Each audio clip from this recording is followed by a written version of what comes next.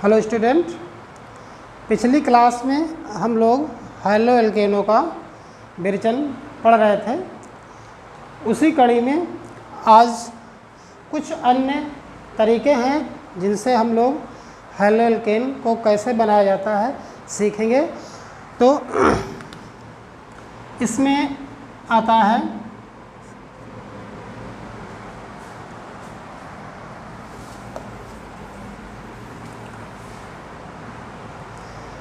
एल्केनों से hello alkene कैसे बनाए जाते हैं। तो एल्केन में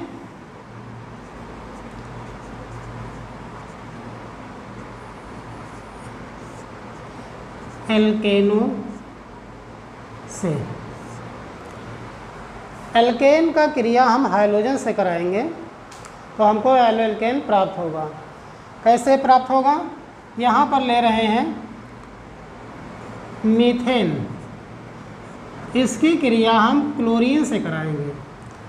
क्लोरीन सूर्य के प्रकाश की उपस्थिति में क्रिया करेगा, अर्थात ये क्रिया दिन में होने वाली है, दिन दहाड़े। तो यहाँ लिखेंगे सूर्य का प्रकाश। हम सभी जानते हैं कि ये जो एल्केन मेथेन है, यहाँ पर इसका स्ट्रक्चर कैसे होता है। C के साथ 4 हाइड्रोजन लगे हैं इस प्रकार से, और ये क्लोरीन है। ये देखिए, इसको मैं ऐसे लिख सकते हैं। तो ये क्लोरीन आता है, इसकी जगह पे लग जाता है, और ये हाइड्रोजन जो होता है ये Cl को यानी क्लोरीन को लेकर के HCl बना लेता है। तो यहाँ पर क्रिया होगी CH3Cl बनेगा।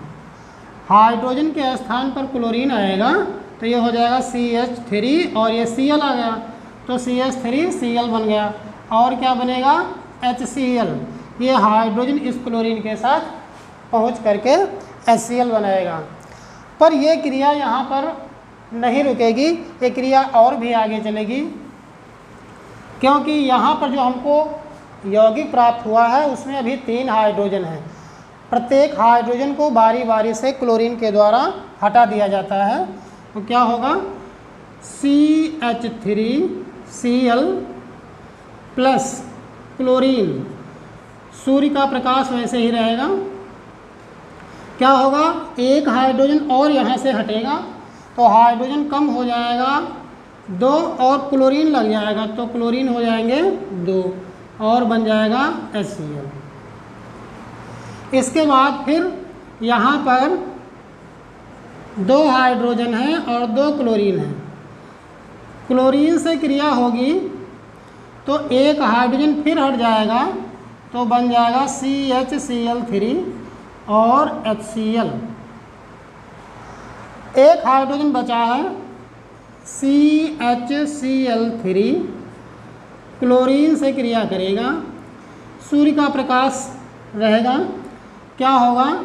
जितने हाइड्रोजन हैं सब के सब क्लोरीन के द्वारा रिप्लेस कर दिए जाते हैं। तो यहाँ पर एक भी हाइड्रोजन नहीं होगा। और क्या होगा? हाइड्रोजन जब 4 हाइड्रोजन के स्थान पर 4 क्लोरीन हो जाएंगे और HCl बनेगा।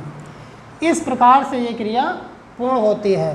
पर हमको इतना बड़ा नहीं लिखना है, इसको हम संयुक्त रूप में लिख सकते हैं। कैसे लिखेंगे? CH4 और ये क्रिया क्लोरीन से हो रही है सूर्य के प्रकाश की उपस्थिति में, अर्थात सनलाइट, और एक हाइड्रोजन HCl निकल जाएगा तो HCl। और क्या बचेगा? यहाँ पर ध्यान दीजिए, हाइड्रोजन 4 हैं, एक हाइड्रोजन निकल गया तो हाइड्रोजन की संख्या हो गई 3 और एक क्लोरीन लग जाएगा। फिर यह क्रिया आगे होगी क्लोरीन से, तो फिर एक हाइड्रोजन एक Cl के साथ निकल जाएगा HCl के रूप में, और क्या बनेगा?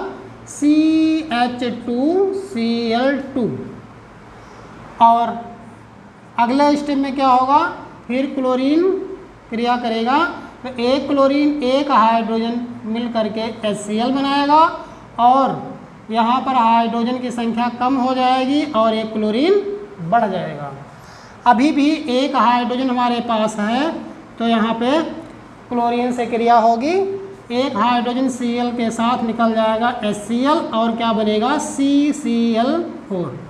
तो आप ये चारों के स्थान पे ये चीज़ भी लिख सकते हैं। अब देखते हैं इसमें जो उत्पाद बने हैं वो क्या है। ये हमारा मीथेन है, इसको कहते हैं मीथेन, इसको कहेंगे मोनोक्लोरोमेथेन या मेथिल क्लोराइड भी कह सकते हो। मोनोक्लोरोमेथेन। इस प्रकार से ये हो जाएगा डाइक्लोरोमेथेन, ये हो जाएगा ट्राइक्लोरोमीथेन, या इसका एक सामान्य सा नाम है क्लोरोफार्म। क्या बोलते हैं? क्लोरोफार्म। और अंत में बना टेट्राक्लोरोमेथेन। कार्बन एक है, क्लोरीन 4 है, इसलिए इसको हम क्या कहेंगे? टेट्राक्लोरोमेथेन, या इसको बोलेंगे कार्बन टेट्राक्लोराइड। Carbon tetrachloride. मुझे उम्मीद है आप समझ गए होंगे।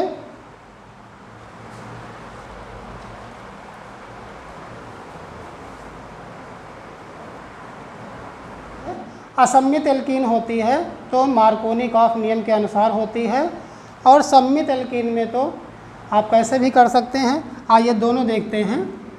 तो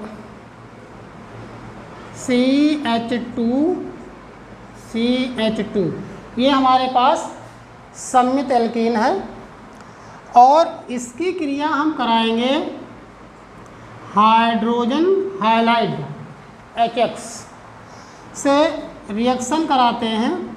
बहुत आसान है, इसमें से एक बॉन्ड टूट जाएगा, एक बॉन्ड टूटने से एक वैलेंसी इस कार्बन की और एक वैलेंसी इस कार्बन की खाली होगी, तो यहाँ पर इससे हाइड्रोजन लग जाएगा और इससे हाइड्रोजन लग जाएगा। इस प्रकार से इसको हम लिख सकते हैं CH3 और CH2, और ये क्या होगा? X होगा। ये हमारा एल्किल हाइलाइड है। पर असम्मित एल्कीनें होंगी तो वहाँ पर हाइड्रोजन हाइलाइड का योग मार्कोनी-कॉफ नियम के अनुसार होता है।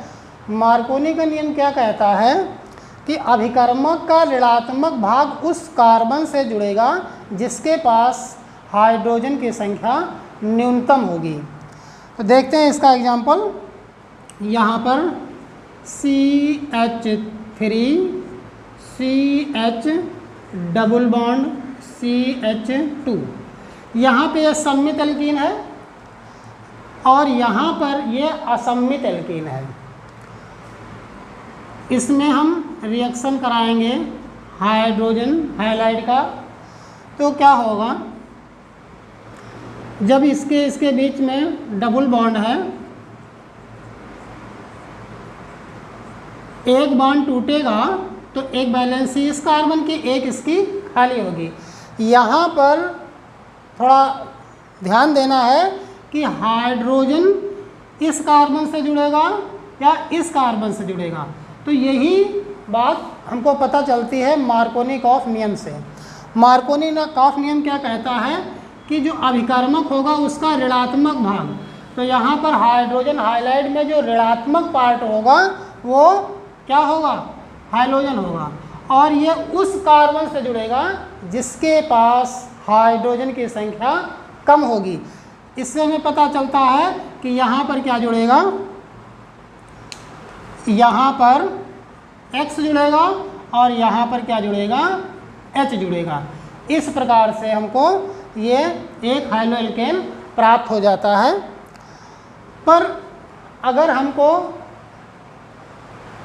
ब्रोमो एल्केन प्राप्त करना है तो ब्रोमो एल्केन भी हम ऐसे प्राप्त कर लेंगे। इसका समीकरण देखते हैं, CH3 CH2, यहाँ पर HBr लेंगे। पर एक बात ध्यान रखना होगा, HBr जो होता है वो अस्थायी कंपाउंड है। तो इसके लिए हमको क्या लेना होगा कि HBr हमको मिल जाए, तो इसके लिए पोटेशियम ब्रोमाइड और H2SO4 लेते हैं, जिससे हमको HBr प्राप्त होता है और HBr जो होता है इनसे रिएक्शन कर लेता है। तो कैसे करेगा reaction, CH3 single bond CH, और यहाँ पर एक बॉन्ड टूट जाएगा, तो एक वैलेंसी इसकी एक इसकी खाली होगी। ये निगेटिव पार्ट होगा, this is the negative part of this reactant. ये किसके साथ जुड़ेगा, जिसके पास हाइड्रोजन की संख्या कम होगी। इस कार्बन के पास 2 हाइड्रोजन है, इस कार्बन के पास 1 हाइड्रोजन है। तो मार्कोनी-कॉफ नियम के अनुसार जिसके पास हाइड्रोजन कम होंगे, अभिकर्मक का ऋणात्मक भाग उसी कार्बन से जुड़ता है, तो यहाँ पे जुड़ जाएगा ब्रोमीन, और ये हाइड्रोजन जो होगा इसके साथ जुड़ गया। इस प्रकार से हमको एक हैलोएल्केन प्राप्त हो गया। पर अगर हमें ज़रूरत हो कि हम इस ब्रोमीन को इस कार्बन के साथ नहीं लगाना चाहते हैं, ये हमको इस कार्बन पे लगाना है, तो यहाँ पर एक बात ध्यान रखना होगा, यही क्रिया हम किसी पराक्साइड की उपस्थिति में कराते हैं, तो इसमें हाइड्रोजन ब्रोमाइड का योग मार्कोनी-कॉफ के नियम के उल्टा होता है, विपरीत होता है। इसको हम पराक्साइड प्रभाव या प्रति मार्कोनी-कॉफ नियम या खैरास प्रभाव कहते हैं। तो उसका समीकरण देख लेते हैं, क्या होगा, CH3 CH double bond CH2 propene है, और हाइड्रोजन ब्रोमाइड HBr का रिएक्शन कराएंगे किसी पराक्साइड की उपस्थिति में। तो क्या होगा, जो हाइड्रोजन कम हाइड्रोजन वाले कार्बन से जुड़ रहा था वो अब वैसे नहीं जुड़ेगा। कैसे जुड़ेगा, ध्यान दीजिए, इसके साथ हाइड्रोजन जुड़ जाएगा, ये हाइड्रोजन इसके साथ जुड़ेगा, और ये जो ब्रोमाइड है इस कार्बन से जुड़ेगा, तो यहाँ पर क्या हो जाएगा CH2, और ये हो जाएगा CH2Br। इसको कहेंगे 1 ब्रोमोप्रोपेन, और ये हमारा क्या है 2 ब्रोमोप्रोपेन। ये है 1 ब्रोमोप्रोपेन। इसको क्या कहेंगे 2 ब्रोमोप्रोपेन।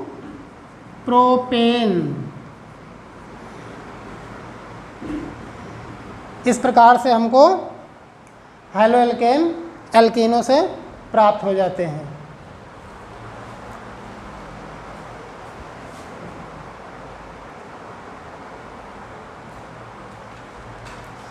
कोनार्ड-फिंकलस्टीन अभिक्रिया, इसमें क्या होता है, इसमें हैलोएल्केन में क्या होता है, हाइड्रोजन का विनिमय होता है, यानी कि अदला बदली होती है।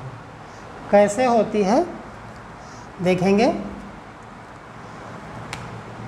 ये हमारा है हैलोएल्केन, पर यहाँ पे जो हाइड्रोजन है वो क्लोरीन होगा या ब्रोमीन होगा, अर्थात X बराबर या तो क्लोरीन या तो ब्रोमीन होगा। इस बात को ध्यान रखेंगे। इसका रिएक्शन हम कराएंगे सोडियम आयोडाइड से, पर ये रिएक्शन होगा मेथिल अल्कोहल की उपस्थिति में। मेथिल अल्कोहल की उपस्थिति में क्या होता है, ये हाइड्रोजन यानी आयोडाइड यहाँ पे लग जाता है, और ये जो हाइड्रोजन है ये सोडियम के साथ चला जाता है, तो इसमें हाइड्रोजन की अदला बदली होती है। तो क्या हो जाएगा RI एल्किल आयोडाइड, और यहाँ पर जो ये हाइड्रोजन है, मतलब यहाँ पर या तो क्लोरीन होगा या ब्रोमीन होगा। ये किसके साथ जाएगा? सोडियम के साथ जाएगा। तो सोडियम के साथ जाएगा तो बन जाएगा सोडियम हाइलाइड। समीकरण इसका देख लेते हैं। यहाँ पर मैंने ले लिया एथिल ब्रोमाइड, इसको कहते हैं एथिल ब्रोमाइड। इसका रिएक्शन कराएंगे सोडियम आयोडाइड से और किसकी उपस्थिति में? मेथिल अल्कोहल या मेथेनॉल कह सकते हो, मेथिल अल्कोहल की उपस्थिति में होगा। ये आयोडीन जो है इसके साथ लग जाएगी तो हो जाएगा C2H5I और ये ब्रोमाइड सोडियम के साथ जाएगा तो बनेगा सोडियम ब्रोमाइड। ये है आपका सोडियम ब्रोमाइड। ये है एथिल आयोडाइड, एथिल आयोडाइड। इस प्रकार से हम एल्किल को हाइड्रोजन की अदला बदली कर लेते हैं। या हम कह सकते हैं जब हमको आयोडो एल्केन बनाना होगा तो कोनार्ड फिंकलस्टीन अभिक्रिया हमारे लिए ज़्यादा उपयोगी होगी और महत्वपूर्ण है, बोर्ड एग्ज़ाम के दृष्टि से भी बहुत महत्वपूर्ण है। इसके बाद हम लोग देखते हैं हैलो एल्केन के भौतिक गुण क्या होते हैं।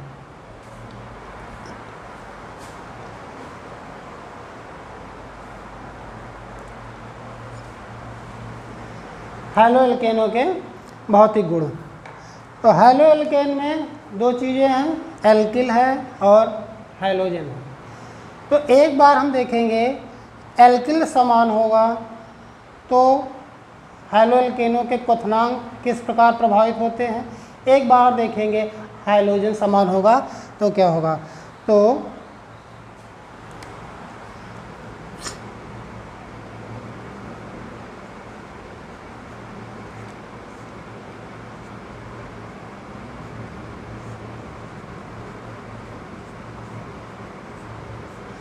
एल्किल समूह समान होने पर क्या होगा।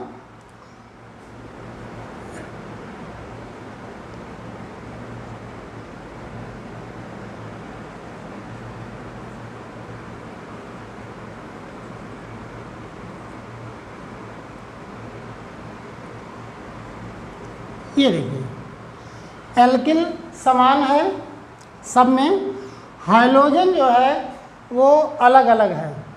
तो इनके जो क्वथनांक होंगे वो किस प्रकार से प्रभावित होंगे, तो इसमें आपको ध्यान रखना होगा। मैं एल्किल फ्लोराइड को हटा देता हूँ, ये ठीक रहेगा। तो जो हाइड्रोजन बड़ा होगा उसका अणुभार अधिक होगा और जो हाइड्रोजन छोटा होगा उसका अणुभार कम होगा। जैसे यहाँ पर हम देखते हैं एल्किल क्लोराइड और यहाँ पे देखते हैं एल्किल ब्रोमाइड, ये है एल्किल आयोडाइड। तो एल्किल समान है, हाइड्रोजन भिन्न भिन्न है। तो क्लोरीन जो होता है ये छोटा होता है, इसका एटॉमिक रेडियस क्या होता है, कम होता है और ब्रोमीन का ज़्यादा होता है और आयोडीन का भी ज़्यादा होता है और इनका जो परमाणु द्रव्यमान होता है वो भी अधिक होता है। तो परमाणु द्रव्यमान अधिक है तो क्या होगा, अणुभार में वृद्धि होगी। तो जिसका अणुभार अधिक होगा उसका क्वथनांक अधिक होगा, इस बात को ध्यान रखेंगे। और जिसका अणुभार कम होगा उसका क्वथनांक कम होगा। तो इस प्रकार से सबसे अधिक क्वथनांक किसका होगा, एल्किल आयोडाइड का, और सबसे कम किसका होगा, एल्किल क्लोराइड का। लेकिन ये कब, जब एल्किल समूह समान होंगे। पर मैं देख रहा हूँ कि हाइड्रोजन समान हो और एल्किल समूह भिन्न भिन्न हो। यहाँ पे लिखेंगे हाइड्रोजन समूह या हाइड्रोजन समान होने पर,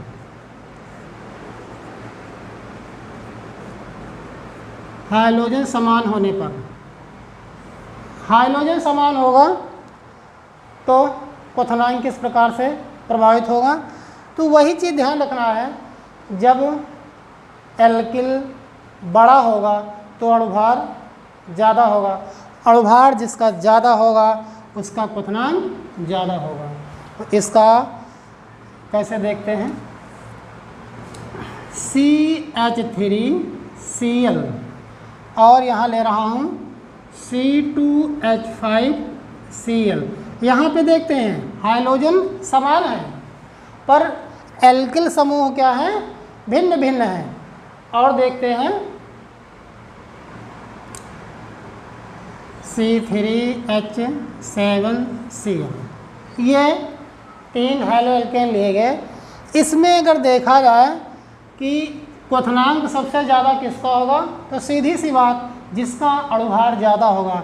इसमें कार्बन की संख्या 3 है, यहाँ कार्बन 2 है, यहाँ कार्बन 1 है, तो इसका क्वथनांक ज़्यादा होगा और सबसे कम क्वथनांक इसका होगा। पर एक बात ध्यान रखना है, एल्किल समूह कभी कभी शाखित होता है। एल्किल समूह शाखित होने पर क्या होता है, देखिए एल्किल समूह शाखित होने पर, एल्किल समूह कैसा हो, उसमें शाखाएं निकली हों, तो शाखाएं जितनी ज़्यादा होंगी उसका क्वथनांक उतना कम होगा। देखते हैं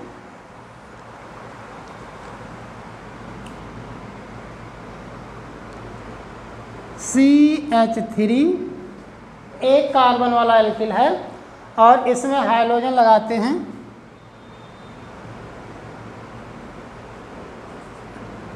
और यहाँ पे CH3 CH2 Cl, उसके बाद CH3 CH, यहाँ पे CH3 लगा दिया, यहाँ पे Cl लगा दिया, और उसके बाद यहाँ पे CH3, यहाँ पे CH3, यहाँ पर CH3, यहाँ पे Cl लगाएं। इसमें देखते हैं ये तो सीधे हैं, पर यहाँ पे जो एल्किल है वो शाखित है, इसमें एक शाखा है, पर इसमें क्या है, ये 2 शाखा हैं।